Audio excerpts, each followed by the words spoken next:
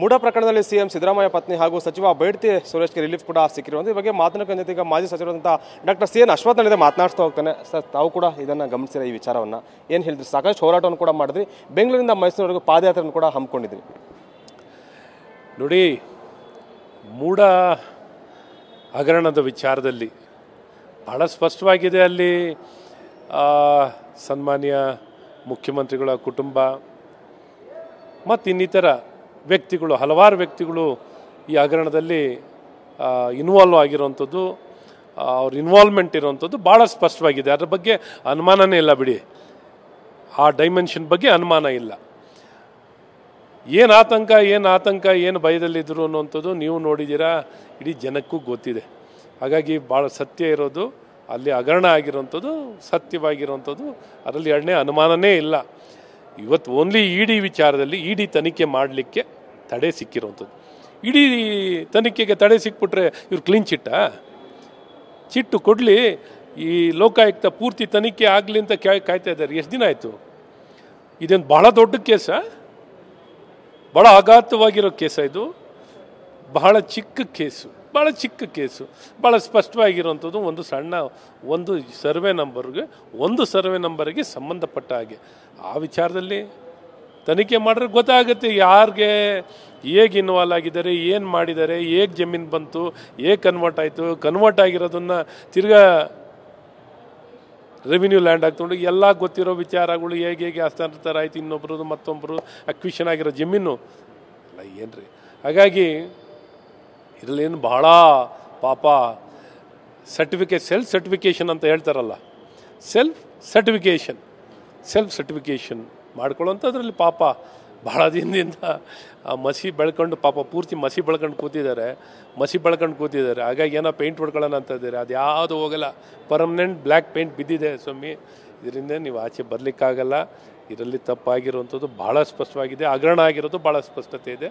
ಹಾಗಾಗಿ ಆಗಲಿ, ಎಲ್ಲ ತನಿಖೆ ಆಗಲಿ, ಯಾವ ನ್ಯಾಯಯುತವಾಗಿ ಏನು ರಕ್ಷಣೆ ಮಾಡ್ಕೊಂಡು ಕೂತಿದ್ದೀರಲ್ಲ, ಈ ರಕ್ಷಣೆ ಈಗೇನು ಹೇಳ್ತಾ ಇದ್ರಲ್ಲ, ಎಸ್ ಐ ಟಿ ಕೋರ್ಟಿನ ಮೇಲ್ವಿಚಾರಣೆನಲ್ಲಿ ಮಾಡಬೇಕಿತ್ತು. ಅಪ್ಪ ಯಾಗ ನೋಡ್ರಪ್ಪ, ನಿಜವಾದ ಸತ್ಯವಂತರು, ನ್ಯಾಯವಂತರು ಕೊಡಿ, CBI ಕೊಡಿ. ಆಯಿತು, SIT ಮೇಲ್ವಿಚಾರಣೆಗೂ ಒಪ್ಪಲ್ಲ, CBIಗೂ ಒಪ್ಪಲ್ಲ, ಇವೆಲ್ಲ ಮುಗಿಲಿ. ಇವಾಗೇನು ಲೋಕಾಯುಕ್ತ ತನಿಖೆ ಆಗ್ತಿದೆ, ಸಂಪೂರ್ಣ ತನಿಖೆಯನ್ನು ಮಾಡಲಿ ಅಂತ, ಅರ್ಧ ಬರ್ದಲ್ಲ, ಸಂಪೂರ್ಣ ತನಿಖೆ ಮಾಡಿ ಕೋರ್ಟಿಗೆ ಒಪ್ಪಿಸ್ಲಿ. ಇನ್ನೂ ಎಷ್ಟು ಕಾಲ ಬೇಕಾಗಿದೆ ಆಗಲಿ. ಆದಮೇಲೆ ಹೆಂಗಿರೋ ಏನು ಆಲೆ ಮುಂದೆ ತಿಳ್ಕೊಂಡು ಬಂದಿದ್ದಾರೆ, ನೋಡೋಣ. ಅದಾದಮೇಲೆ ಮಾತಾಡೋಣ. ಈಗ ನಾವು ಮಾತಾಡ್ರೆ ಈಗೆಲ್ಲ ಒಂದು ಕಡೆ ನಾವೇ ಪ್ರಿಜುಡ್ಯೂಸ್ಡ್ ಆಗಿ ನಾವು ಮಾತಾಡೋದಂತ ಆಗುತ್ತೆ. ಹಾಗಾಗಿ ನಾವು ಸಿದ್ದರಾಮಯ್ಯನವ್ರಂಗೆ ಮಾತಾಡೋಕ್ಕಲ್ಲ, ಯಾಕೆಂದರೆ ಸೆಲ್ಫ್ ಸರ್ಟಿಫಿಕೇಷನ್ ಮುಖ್ಯಮಂತ್ರಿಗಳಾಗಿರೋರು ಸೆಲ್ಫ್ ಸರ್ಟಿಫಿಕೇಷನ್ ಕೊಡ್ಕೊತಾ ಇದ್ದಾರೆ. ಈ ಬರೀ ಈಡಿಗೇನೆ ಪಾಪ ಇಷ್ಟು ರಿಲೀಫ್ ಆಗಿದ್ದಾರೆ. ಹಣ ಎಕ್ಸ್ಚೇಂಜ್ ಆಗಿರೋದು, ಭ್ರಷ್ಟಾಚಾರ ಆಗ್ತಿರೋದು ಗೊತ್ತಿರೋಂಥದ್ದು ನೋಡಲಿ, ಮುಂದಿನ ದಿನದಲ್ಲಿ ಮಾತಾಡೋದು. ಸರ್, ಈಗ ಸಿದ್ದರಾಮಯ್ಯ ಟ್ವೀಟ್ ಕೂಡ ಮಾಡ್ತಾರೆ, ಈ ಒಂದು ಪ್ರಕರಣದಲ್ಲಿ JDS ಹಾಗೂ BJP ನಾಯಕರು ಕ್ಷಮೆನ ಯಾಚಿಸಬೇಕು ಅಂತ. ಯಾರು ಯಾಚಿಸಬೇಕು? ರಾಜೀನಾಮೆ ಕೊಟ್ಟು ಹೋಗ್ಬೇಕಾದವರು ಈ ಭ್ರಷ್ಟಾಚಾರ ಅಧಿಕಾರ ದುರ್ಬಳಕೆಯನ್ನು ಮಾಡ್ಕೊಂಡಿರೋದಕ್ಕೆ. ಸೊ ಇವತ್ತು ಅವ್ರಿಗೇ ಗೊತ್ತಿದೆಯಲ್ಲ, ಫಸ್ಟ್ ನಾನು ಯಾಕೆ ಜಮೀನು ವಾಪಸ್ ಕೊಡಬೇಕು ಅಂದರು, ಪಾಪ ಓಡೋಗಿ ಕೊಟ್ಬಿಟ್ಟಿದ್ದಾರೆ. ಸೊ ಈ ರೀತಿ ಎಲ್ಲ ಕೊಟ್ಕೊಂಡಿದ್ದಾರೆ. ಆಗಲಿ, ಈಗ ಸೆಲ್ಫ್ ಸರ್ಟಿಫಿಕೇಷನ್ನ ಕ್ಷಮೆ ಯಾತಕ್ಕೆ ಅಂತ ಗೊತ್ತಾಗುತ್ತೆ. ಕ್ಷಮೆ ಯಾತಕ್ಕೆ ಕೊಡಬೇಕು ಅನ್ನೋಂಥದ್ದು ಬರುವಂಥ ದಿನದಲ್ಲಿ ಪೂರ್ತಿ ತನಿಖೆ ಆಗಲಿ, ಸಂಪೂರ್ಣವಾಗಿ ಎಲ್ಲ ವಿಚಾರಗಳು ಹೊರಗೆ ಬರಲಿ, ಸತ್ಯತೆ ಹೊರಗೆ ಬರುವಂಥದ್ದಾಗುತ್ತೆ. ಖಂಡಿತ ಈ ದಿಕ್ಕಿನಲ್ಲಿ ಇವತ್ತು ಮೂಡ ಹಗರಣದಲ್ಲಿ ಇವತ್ತು ಬಹಳ ಪರಿಣಾಮಕಾರಿಯಾಗಿ ಹೋರಾಟಗಳನ್ನು ಮಾಡೋಂಥದ್ದು. ಇನ್ನೂ ತುದಿಯನ್ನು ಮುಟ್ಟಿಸಲಿಕ್ಕೆ ಅದೇ ಆದಂಥ ವ್ಯವಸ್ಥೆಯಲ್ಲಿ ಆಗುವಂಥ ಪ್ರಕ್ರಿಯೆಗಳು ನಡೀತಿದೆ. ಇನ್ನು ಪ್ರಕ್ರಿಯೆಗಳು ಮುಗಿಲಿ ಅಂತ ಬಯಸ್ತಾ ಇದ್ದೀವಿ. ಮುಗಿಲಿ, ತ್ವರಿತವಾಗಿ ಮುಗಿಲಿ, ನಾಳೆನೇ ಆಯಿತು ಮೂಡ ಹಗರಣದ ಸಂಪೂರ್ಣ ತನಿಖೆಯನ್ನಾಗಿ ಯಾರು ನಿರ್ದೋಷಿಗಳಲ್ಲ ಅಂತ ಯಾರು ಕೊಡ್ತಾರೋ ಕೊಡಲಿ. ಯಾಕೆಂದರೆ ಮುಂದೆ ಇನ್ನು ಸಿನಿಮಾ ಪ್ರಾರಂಭ ಆಗುತ್ತೆ. ಸರ್, ಈಗ BJPಯ ಹೋರಾಟಕ್ಕೆ ಹಿನ್ನಡೆ ಆಯ್ತಾ ಅಂತ? ಯಾಕಂದ್ರೆ ಈಗ ಕಾಂಗ್ರೆಸ್ನ ನಾಯಕರು ಕೂಡ ಹೇಳ್ತಾ ಇದ್ದಾರೆ, ಈಗ ರಾಜಕೀಯವಾಗಿ ತೆಗೆದುಕೊಂಡು ಹೋಗ್ತಾ ಇದ್ರು. ಈಗ ಸುಪ್ರೀಂ ಕೋರ್ಟ್ ಕೂಡ ಇಡಿಗೆ ಚಾಟಿಯನ್ನು ಕೂಡ ಬೀಸಿದೆ, ಚೀಮರಿಯನ್ನು ಹಾಕಿದೆ ಅಂತ.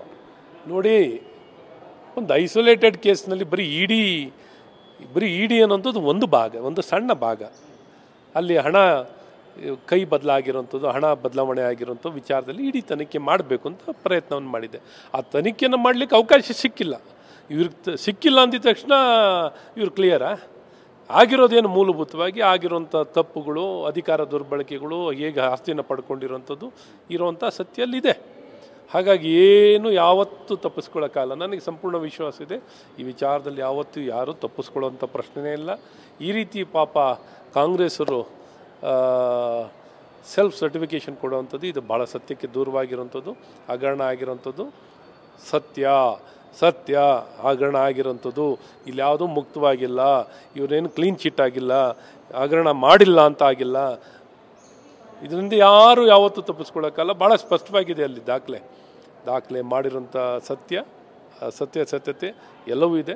ನೋಡೋಣ ಇನ್ನೊಂದು ಮುಂದಿನ ದಿನದಲ್ಲಿ ತ್ವರಿತವಾಗಿ ಆಗಲಿ ಅಂತಲೂ ಬಯಸ್ತಾ ಇದ್ದೀವಿ. ತ್ವರಿತವಾಗಿ ಆದರೆ ನ್ಯಾಯ ಅಥವಾ ಸತ್ಯ ಹೊರಗೆ ಬರುವಂಥದ್ದು ಆಗುತ್ತೆ. ಕೊನೆಯ ಪ್ರಶ್ನೆ, ಮುಂದಿನ ದಿನಗಳಲ್ಲಿ ಬಿಜೆಪಿಯಿಂದ ಯಾವ ರೀತಿ ಹೋರಾಟ ಆಗುತ್ತೆ ಈ ವಿಚಾರಕ್ಕೆ ಸಂಬಂಧಪಟ್ಟ ಹಾಗೆ? ಈಗ ಹೋರಾಟ ಅನ್ನೋಂಥದ್ದು ಇವತ್ತು ತನಿಖೆ ಆಗ್ತಿರೋಂಥದ್ದು ಆಗಿದೆ. ತನಿಖೆ ಸಂಬಂಧಪಟ್ಟ ತನಿಖಾ ಇಲಾಖೆಗಳು, ಲೋಕಾಯುಕ್ತರು ತನಿಖೆಯನ್ನು ಮಾಡಲಿಕ್ಕೆ ಆಗ್ತಿರೋಂಥದ್ದು. ಆ ತನಿಖೆ ಆದಮೇಲೆ ಕೋರ್ಟಲ್ಲೂ ವಿಚಾರಣೆ ಆಗ್ತಿರೋಂಥದ್ದಿದೆ. ಕೋರ್ಟಲ್ಲಿ ವಿಚಾರಣೆಗಳು ಯಾವಾಗ ಲೋಕಾಯುಕ್ತ ವರದಿಯನ್ನು ಮಂಡಿಸಿದಾಗ ಆ ಲೋಕಾಯುಕ್ತ ಸಂಪೂರ್ಣ ವರದಿ ಆಧಾರಿತವಾಗಿ ಯಾವ ರೀತಿ ತನಿಖೆ ನಡೆದಿದೆ ಇನ್ನೊಂದು ಅದು ಚರ್ಚೆ ಅಥವಾ ನ್ಯಾಯಾಲಯದಲ್ಲಿ ಚರ್ಚೆ ಆಗುವಂಥದ್ದಾಗುತ್ತೆ, ವಾದ ವಿವಾದಗಳಾಗುವಂಥದ್ದಾಗುತ್ತೆ. ಅದ ನಂತರ ಇನ್ನು ಬೇರೆ ಅದು ತೃಪ್ತಿಕರವಾಗಿದೆಯಾ ಇಲ್ವಾ ಅಂತ ನೋಡಿ, ಅಥವಾ ಇನ್ನೊಂದು ತನಿಖೆ ಆಗಬೇಕಾಗಿದೆಯಾ ನ್ಯಾಯಾಲಯದ ಮುಂದೆ ಅದು ಮಂಡಿಸುವಂಥದ್ದಾಗುತ್ತೆ. ನೋಡೋಣ ಆಗ ನಿಜವಾದ ಸತ್ಯತೆ ನೀವು ನೋಡಿದ್ದೀರಾ.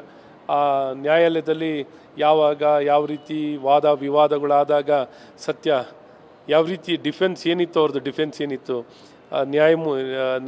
ವಕೀಲರು ವಾದವನ್ನು ಮಂಡಿಸಿದಾಗ ಅವ್ರ ಹತ್ರ ಡಿಫೆನ್ಸೇ ಇಲ್ಲ. ನೋ ಡಿಫೆನ್ಸ್ ಟುಸ್, ಸದನದಲ್ಲೂ ಟುಸ್, ಎಲ್ಲ ಕಡೆ ಟುಸ್ ಆಗಿದೆ. ಹಾಗಾಗಿ ಇವತ್ತು ಇವರು ಎಲ್ಲ ಹಗರಣಗಳನ್ನು ಹಗಲು ದರೋಡೆ ಮಾಡ್ತಿರೋಂಥದ್ದು ಜಗಜ್ಜಾಹಿರವಾಗಿರೋಂಥ ವಿಚಾರ. ಇಂಥ ಹಗರಣನೂ ಮಾಡಿ ನಾವು ಮಾಡಿಲ್ಲ ಅಂತ ಹೇಳೋಂಥ ಮಹಾಪುರುಷರು ಎಲ್ಲರೂ ಕಾಣ್ಬೋದು ಅಂದರೆ ಈ ಕಾಂಗ್ರೆಸ್ ಸರ್ಕಾರ, ಕಾಂಗ್ರೆಸ್ ಪಕ್ಷದಲ್ಲಿ ಕಾಣ್ಬೋದು. Thank you sir. ಇದಿಷ್ಟು ಕೂಡ ಮಾಜಿ ಸಚಿವ ಡಾಕ್ಟರ್ ಸಿ ಎನ್ ಅಶ್ವತ್ಥನಾರಾಯಣರ ಸ್ಪಷ್ಟವಾದ ಮಾತು. ಅಂದರೆ ಸೆಲ್ಫ್ ಡಿಕ್ಲೇರೇಷನ್ ಕಾಂಗ್ರೆಸ್ನ ನಾಯಕರು ಸಿಎಂ ಸ್ವತಃ ಕೊಟ್ಕೊಳ್ತಾರೆ. ಅದರಲ್ಲಿ ಹಗರಣ ನಡೆದೇ ಒಂದು ಸ್ಪಷ್ಟನೆ ಕೂಡ ಅವ್ರು ಹೇಳ್ತಾರೆ. ಜೊತೆಗೆ ಈಗ ಕಾನೂನಲ್ಲಿ ಯಾವ ರೀತಿ ಇದೆ ಈಗ ಬೆಳವಣಿಗೆ ಆಗ್ತಾ ಇದೆ ಅದನ್ನು ಗಮನಿಸಿದ ಮುಂದೆ ಪಕ್ಷದ ವತಿಯಿಂದಲೂ ಕೂಡ ಒಂದು ಹೋರಾಟ ಮಾಡೋದ್ರ ಬಗ್ಗೆ ಚಿಂತನೆ ಮಾಡ್ತೇವೆ ಒಂದು ಮಾತನ್ನು ಹೇಳ್ತಾ ಇದ್ದಾರೆ. ಕ್ಯಾಮ್ರಾ ಪರ್ಸನ್ ವಿನೋದ್ ಜೊತೆ ಅನಿಲ್ ಕಲ್ಕೆರೆ, TV9 ಬೆಂಗಳೂರು.